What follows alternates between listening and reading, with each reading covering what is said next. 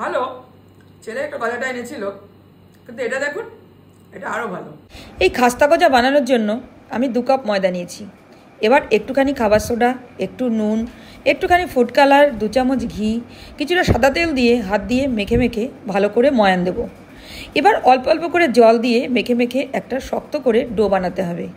এবার তাকে রেস্টে রাখবো। ততক্ষণ চিনির সিরাপটা বানিয়ে নেব। একটা স্টিলের পাত্রে 1 কাপ চিনি দেব।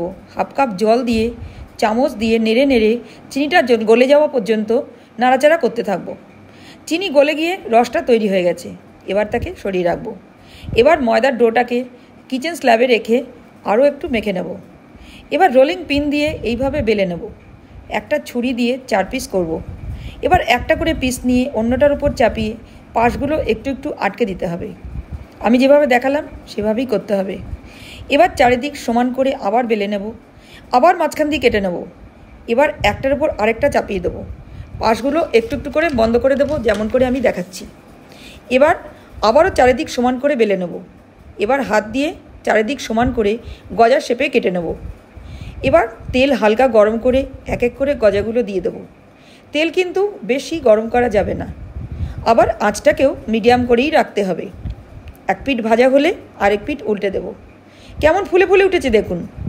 আবার লেয়ারগুলোও কি সুন্দর ছেড়ে ছেড়ে আসছে। এভাবে লাল লাল করে 2 পিঠই ভাজা হলে তুলে নেব। সোজা চিনির রসে ফেলবো। বাকিগুলো ওই একইভাবে ভেজে নেব আর চিনির রসে দেব। চিনির রসে বেশিক্ষণ রাখা যাবে না, তাহলে গজাগুলো ভেঙে যাবে। অল্পক্ষণ রেখেই তুলে নেব। 2 ঘন্টা এইভাবে রেখে দিলে তবেই খেতে ভালো লাগবে। আপনাদেরও অনুরোধ করছি, দোকানের কেনা খাবার না খেয়ে বাড়িতেই বানিয়ে নিন।